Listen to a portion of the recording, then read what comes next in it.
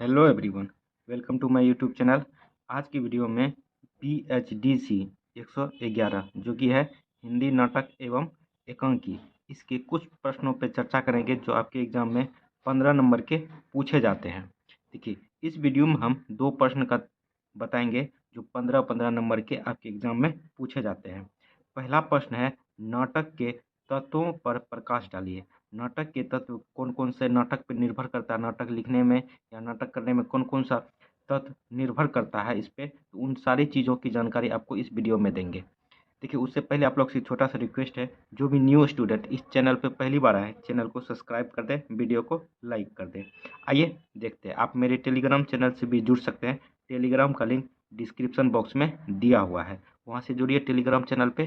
Telegram पर channel पे जुड़ने से आप फायदा क्या होगा, इग्नू का जो भी नोटिफिकेशन आएगा आपको वहाँ पे लिंक शेयर कर दिया जाता है, तो आप वहाँ से जुड़े रहेंगे तो आपको पता रहेगा रिजल्ट कब आएगा, ग्रेड कार्ड कब अपडेट होता है, एग्ज़ाम कब होगा, ये सब चीज़ों की जानकारी आपको वहाँ पे मिलती रहेगी। इसलिए टेलीग्राम चैनल ज्वाइन कर लें। आइए देखते हैं। देखिए, नाटक के तत्वों पर प्रकाश डालिए, ये आपके एग्जाम में 15 नंबर का पूछ लिया जाता है, जिसे आपको कम से कम 350 से 400 वर्ड में लिखना पड़ेगा।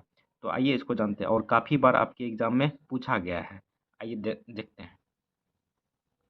देखिए, नाट्य रचना अथवा किसी भी साहित्यिक कृति को किन्हीं निश्चित तत्वों के भीतर फिट करके मूल्यांकित करना बहुत आसान और सदैव उपयुक्त नहीं होता है। कारण, प्रतिभावान साहित्यकार नियमों में पूरी तरह बंद कर नहीं चलता, और फिर समय तथा स्थितियों के बदलाव के साथ साथ रचना दृष्टि में भी बदलाव आते रहते हैं।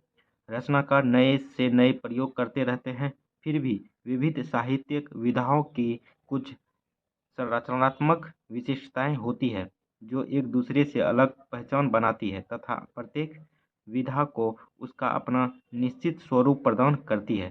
कृति के विश्लेषण विवेचन के सामान्य मानदंड निर्धारित करने में इन संरचनात्मक विशिष्टताओं को आधार बनाया जाता है।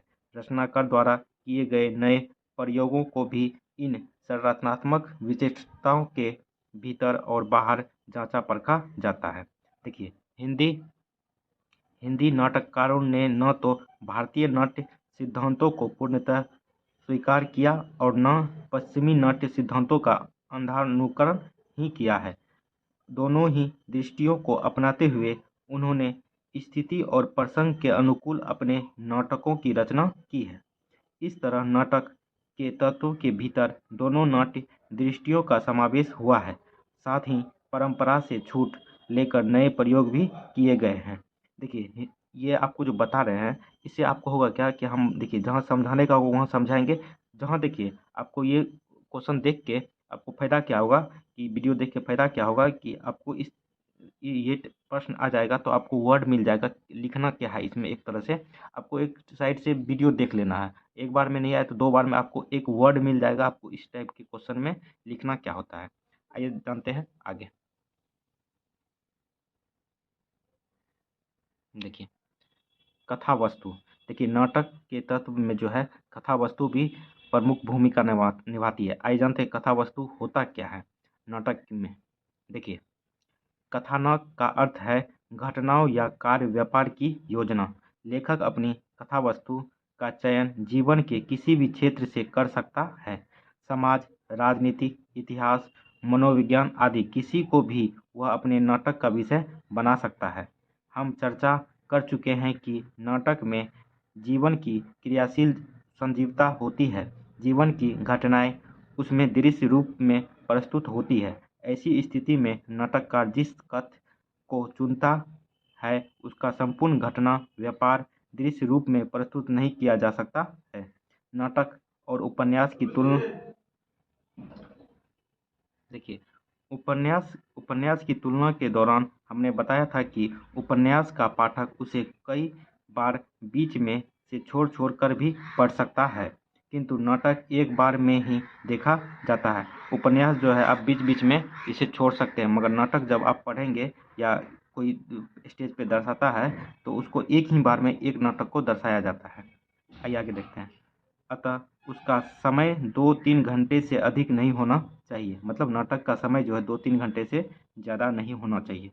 ऐसी स्थिति में नाटककार अपने कथ्य का कुछ अंश दृश्य रूप में प्रस्तुत करता है तथा कुछ की सूचना देता है।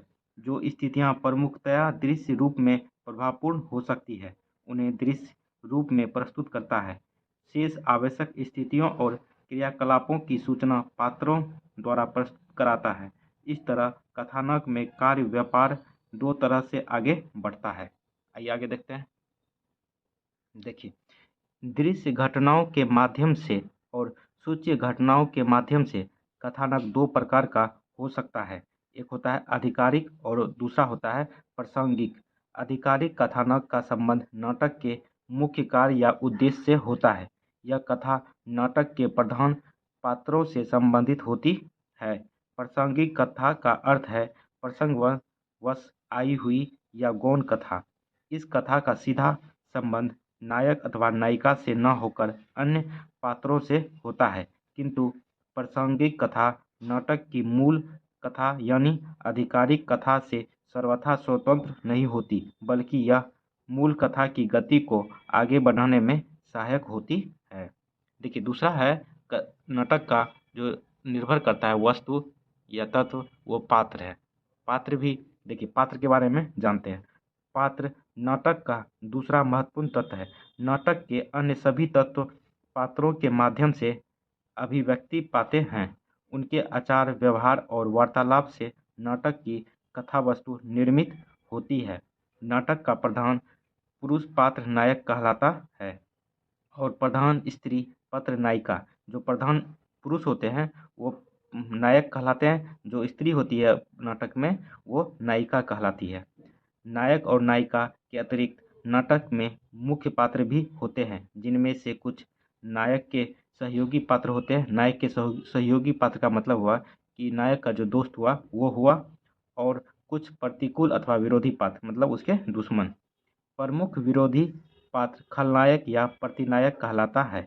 इन पात्रों के अलावा एक और विशिष्ट पात्र नाटकों में होता है जिसे विदूषक कहते हैं। देखिए, विदूषक का क्या मतलब हुआ कि नाटक में वैसा व्यक्ति, वैसा पात्र जो नाटक को एक तरह से रोमांचित करे, मतलब हास्य हास्य के प्रति हंसाए लोगों को, वही होता है विदूषक। आइए विदूषक के बारे में थोड़ा जानते हैं।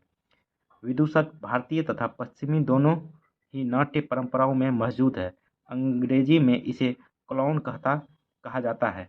शेक्सपियर के नाटकों में इसे फूल भी कहा गया है। विदूषक हास्य व व्यंग्य की दृष्टि के अलावा समग्र नाट्य व्यापार में प्रमुख भूमिका निभाता है।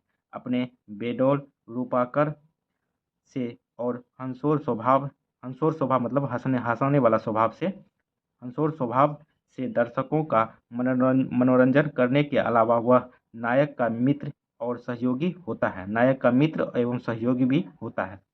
उसकी भूलों पर व्यंग करता है और ज़रूरत के वक्त उसकी मदद करता है। आधुनिक नाटकों में विदूषक को एक अलग पात्र के रूप में प्रस्तुत करना जरूरी नहीं रह गया है। प्रधान या गौण पात्रों में से किसी से भी विदूषक का कार्य पूरा करा लिया जाता है। बहुत से नाटकों में विदूषक की भूमिका होती ही नहीं है।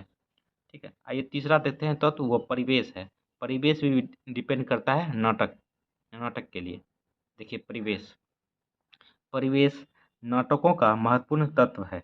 नाटक में प्रस्तुत घटनाएं वर्णित न होकर प्रत्यक्ष रूप में सामने आती है। कथानक चाहे प्राचीन काल से संबंध हो या समसामयिक जीवन से, नाटक में वह वर्तमान के रूप में ही दृश्य और मूर्त होता है। अतः जिस समय समाज और परिस्थिति को लिया गया हो वह हमारे सामने साकार हो उठनी चाहिए। उस कालखंड विशेष का समग्र परिवेश, उसकी सभ्यता, संस्कृति, आचार विचार, रीति रिवाज, रहन सहन और वैचारिक सरोकार की जीवंत अनुभूति नाट्य प्रस्तुति के माध्यम से होनी चाहिए। देखिए, इसका मतलब हुआ कि जिस टाइम नाटक आप दिखा रहे हैं किसी को, वह नाटक जो है उस टाइम के कंडीशन के हिसाब से हो, उस टाइम के परिस्थिति के हिसाब से हो, जो चल रहा है हमारे कल्चर में उस टाइप का होना चाहिए। आइए देखते हैं आगे। साथ ही उनकी प्रासंगिकता और विश्वसनीयता भी स्थापित होनी चाहिए। परिवेश की सृष्टि नाटक के कथ्य घटनाओं, पात्रों के रूप, वेश विन्यास, भाषा, संवाद, शैली, मंच सज्जा आदि सभी के द्वारा की जाती है और थोड़ी देर के लिए हम उस नाटक के समय समाज और स्थिति में प्रवेश कर लेते हैं। देश काल या परिवेश की सृष्टि जितनी उपयुक्त होगी, नाटक उतना ही सार्थक होगा। इस खंड में आप जयशंकर प्रसाद का नाटक स्कंदगुप्त पढ़ेंगे। आप गौर करेंगे कि इस नाटक का समस्त वातावरण मौर्य तथा गुप्तकालीन भारतीय समाज को प्रस्तुत करता है, साथ ही भारतीय मुक्ति संग्राम के सांस्कृतिक सामाजिक नवजागरण के परिवेश की भी सृष्टि करता है। आइए आगे देखते हैं। देखिए, नाटक का जो है विषय वस्तु भाषा, शैली और संवाद पर भी डिपेंड करता है। एकदम जानते हैं भाषा, शैली और संवाद को एक एक करके। देखिए, भाषा हो सकता है आपके एग्जाम में कभी पूछ लिया जाए कि नाटक के भाषा, शैली और संवाद पे चर्चा कीजिए, तो आपको जो बता रहे हैं आप यहाँ से लिखना स्टार्ट कीजिए। ऐसा नहीं कि एक प्रश्न बता रहे हैं तो इसमें एक ही प्रश्न का आपका उत्तर आ जाएगा।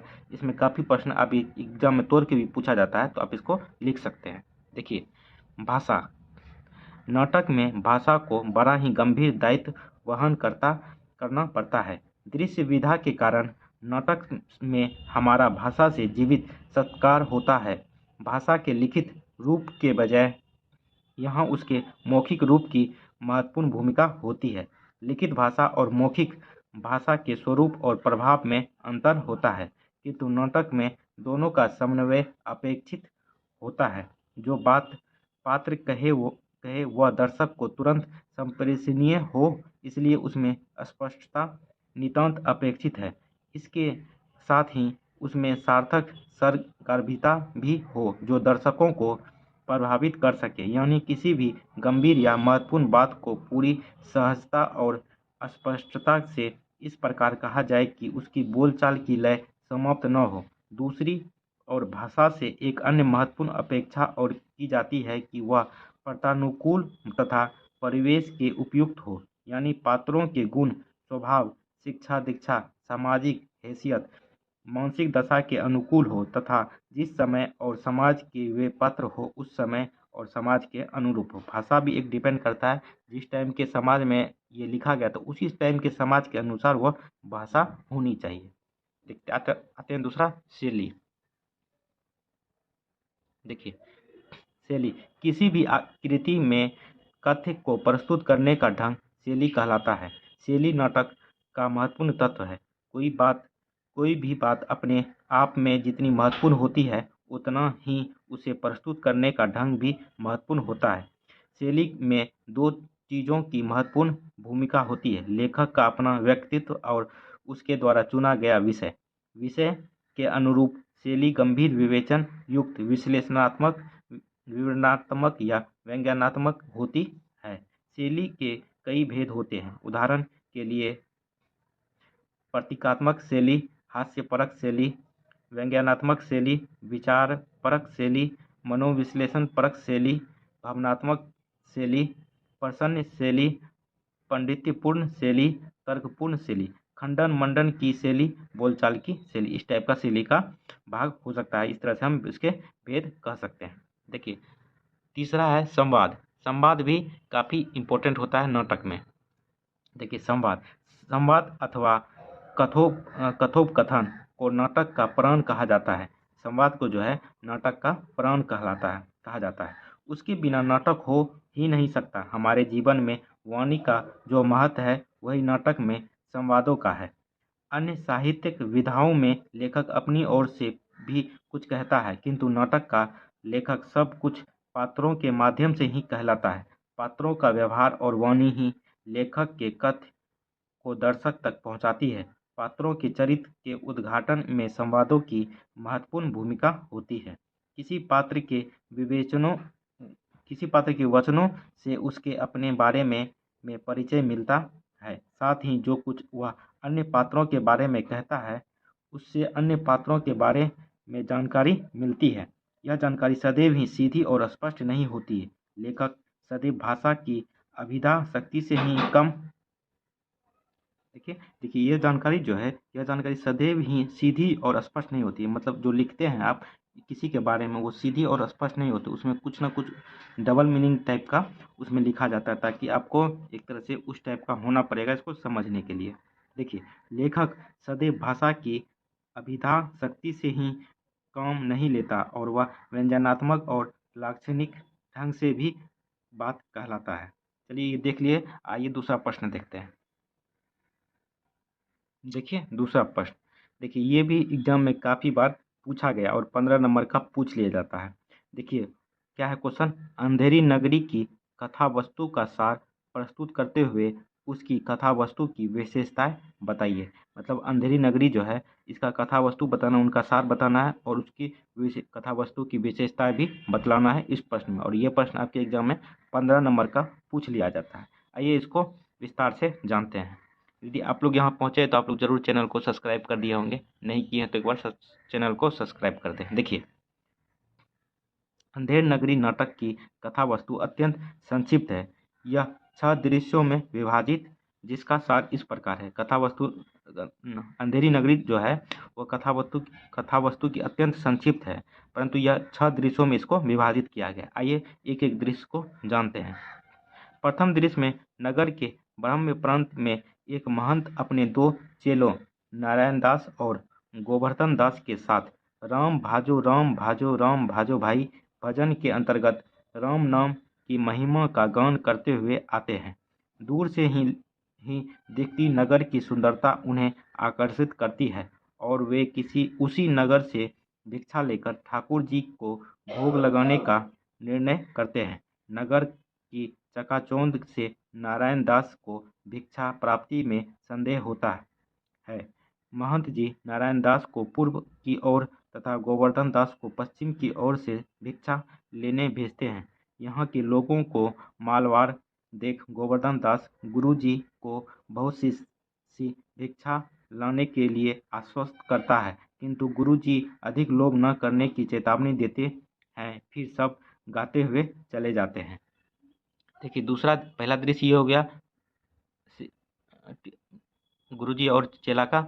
दूसरा दृश्य देखिए, यहाँ पर भी देखिए दूसरा दृश्य बाजार का है, जिसमें अलग अलग तरह के व्यापारी अपना माल बेचने के लिए अलग अलग तरह से ग्राहकों को आकृष्ट करने का प्रयास करते हैं, मतलब उसको अपनी ओर खींचने का प्रयास करते हैं। इस बाजार में आटा, चावल, दाल, नमक, मसाला, लकड़ी, मिठाई, मछली, कबाब, चना, चूरन, नारंगी, साग सब्जियां, सूखे मेवे आदि सब कुछ टके का सेर बिक रहा है। सबसे आश्चर्यजनक बात यह है कि यहाँ जाति का व्यापार भी हो रहा है। गोवर्धन दास सब कुछ टके सेर बिकने वाली इस नगरी और इसके राजा का नाम जानना चाहता है। हलवाई बताता है कि यह अंधेरी नगरी है और यहाँ के राजा का नाम चौपट है। गोवर्धन दास को भिक्षा में 7 पैसे मिलते हैं, जिससे वे 3.5 सेर मिठाई खरीदकर अंधेरी नगरी का गीत गाते हुए जंगल की ओर चल पड़ता है। देखिए यहाँ पे शिष्य को भी वो समझाते हैं कि आप जो है ये सम्राट छोड़ के चले जाएं। देखिए तीसरा दृश्य जंगल का है, जिसमें एक ओर से महंत और नारायण दास राम भाजो का गीत गाते हुए आते हैं और दूसरी ओर से गोवर्धन दास अंधेरी नगरी का गीत गाते हुए आता है। उसकी भारी गठरी में बहुत सारी मिठाई देखकर गुरुजी पूछते हैं कि क्या किसी धर्मात्मा से भेंट हुई है। फिर गोवर्धन दास बाजार को पूरा वृत्तांत बताता है कि इस नगरी में सब वस्तुएं टके सेर मिलती है। महंत जी ऐसी नगरी में न रहने की सलाह देते हैं और वहां से तुरंत चलने के लिए कहते हैं, लेकिन गोवर्धन दास पेट भरने के लोभवश उस नगर को मोह नहीं छोड़ पाता। महंत उसे सचेत करते हैं कि ऐसी नगरी में रहोगे तो बाद में पछताओगे, लेकिन गोवर्धन दास नहीं मानता। महंत संकट समय में स्मरण करने की बात कहकर नारायण दास के साथ वहां से प्रस्थान कर जाते हैं और गोवर्धन दास बैठकर मिठाई खाता रह जाता है। आइए आगे देखते हैं। चौथा दृश्य देखिए, 3 दृश्य देख लिए, चौथा दृश्य टोटल 6 दृश्य है। 6 दृश्य का बारी बारी से विश्लेषण करेंगे। देखिए चौथा दृश्य अंधेर नगरी के चौपट राजा की राजसभा का है, जिसमें राजा, मंत्री और नौकर यथास्थान बैठे हैं। राजसभा की कार्यवाही के दौरान ही शराब का सेवन करने वाला चौपट राजा भाषा, आचार व्यवहार और सामान्य समझ के आधार पर वास्तव में अपने नाम को चिरात कर रहा है। राजा के दो नौकर एक फरियादी को पकड़ कर लाते हैं। राजा का एक नौकर जो एक फरियादी को पकड़ ले आते हैं और फरियादी राजा से न्याय की गुहार लगाते हुए बताता है कि मेरी बकरी के ऊपर कल्लू बनिया की दीवार गिर पड़ी है, जिससे बकरी मर गई है। चौपट राजा फरियादी को विश्वास दिलाता है कि तुम्हें ऐसा न्याय मिलेगा जैसा यम के यहाँ भी नहीं होता है। न्याय की प्रक्रिया के दौरान एक के बाद एक कल्लू बनिया, कारीगर, चूने वाला, मिस्त्री, कसाई, गोरड़िया और अंत में कोतवाल साहब को राजसभा में प्रस्तुत किया जाता है। बकरी के मरने का जिम्मेदार कोतवाल को ठहरा कर और उसे फांसी की सजा सुनाकर राज दरबार को बर्खास्त कर देता है। देखिए पांचवा दृश्य में क्या है वो भी देखिए। पांचवा दृश्य अरण्य का है, जिसकी शुरुआत में गोवर्धन दास अंधेरी नगरी अनबुझ राजा टका शेर भाजी टका शेर खाजा गीत गाते हुए अंधेरी नगरी की विशेषताओं का बखान करता है और फिर बैठकर आनंद से मिठाई खाता है। तभी चार प्यादे चारों ओर से आकर उसे पकड़ लेते हैं। गोवर्धन दास द्वारा कारण पूछे जाने पर वे बताते हैं कि कल चौपट राजा द्वारा कोतवाल को फांसी की सजा सुनाई गई थी। आज जब कोतवाल साहब को फांसी चढ़ाने के लिए लेकर गए तो कोतवाल साहब की गर्दन पतली होने के कारण फांसी का फंदा बड़ा लगा। यह बात जब चौपट राजा को बताई गई तो उन्होंने किसी भी मोटे आदमी को पकड़कर फांसी देने का हुक्म दिया। प्यादे गोवर्धन दास को बताते हैं कि अंधेर नगरी में राजा के डर से कोई मोटा नहीं होता और इस राज्य में साधु महात्मा की दुर्दशा है। इस दृष्टि से तुम ही सबसे मोटे लगे, इसलिए अब तुम्हें ही फांसी पर चढ़ा देंगे। गोवर्धन दास इस अंधेर गर्दी से प्राण बचाने के लिए अपने गुरुजी की गुहार लगाता है और चिल्लाता है, किंतु प्यादे उसे पकड़ कर ले जाते हैं। छठा दृश्य देखिए। छठा दृश्य काफ़ी रोमांचक है। देखिए छठा दृश्य शमशान का है, जिसमें गोवर्धन दास को पकड़े हुए चार सिपाहियों का प्रवेश होता है। गोवर्धन दास अपने को छुड़ाने की नाकाम कोशिश करते हुए गुरुजी को याद करके रोता है और पछताता है कि उसने गुरुजी का कहना क्यों नहीं माना। तभी गुरुजी और नारायण दास आते हैं। गोवर्धन दास उनके पैर पकड़कर रोते हुए क्षमा मांगता है और बचाने की गुहार लगाता है। गुरुजी सिपाहियों को कहते हैं कि वह अपने शिष्य को अंतिम उपदेश देना चाहता है। सिपाहियों के हट जाने पर गुरुजी गोवर्धन दास के कान में कुछ समझाते हैं, जिसे सुनकर गोवर्धन दास और महंत दोनों में फांसी चढ़ने को लेकर बहस होने लगती है, जिसे देखकर सिपाही चिंतित होते हैं। तभी राजा, कोतवाल और मंत्री भी आ जाते हैं। महंत जी सबको बताते हैं कि अभी ऐसा शुभ मुहूर्त है कि इस समय जो मरेगा वो सीधे बैकुंठ में स्थान मिलेगा। यह सुनते ही मंत्री, कोतवाल और गोवर्धन दास फांसी चढ़ने के लिए बहस करने लगते हैं। चौपट राजा सबको चुप करवाता है और कहता है कि राजा के होते हुए कोई बैकुंठ नहीं जा सकता। राजा को फांसी की टेकटी पर खड़ा कर दिया जाता है और यहीं पर नाटक का समाप्त हो जाता है। यही है दूसरा प्रश्न का कथा वस्तु का सार और विश्लेषण भी आपको अच्छा दृश्य में समझाने का था, समझा दिए। चलिए कैसा लगा वीडियो कमेंट करके जरूर बताएं। चैनल को भी सब्सक्राइब कर दें। वीडियो थोड़ा सा लंबा हुआ तो आप इसको 2 प्रश्न कवर कर लिए इस वीडियो में, 15-15 30 नंबर का। यदि आपके एग्जाम में पूछे जाते हैं ये 30 नंबर कोई भी प्रश्न तो आप इसको लिख सकते हैं। चलिए थैंक यू, जय हिंद।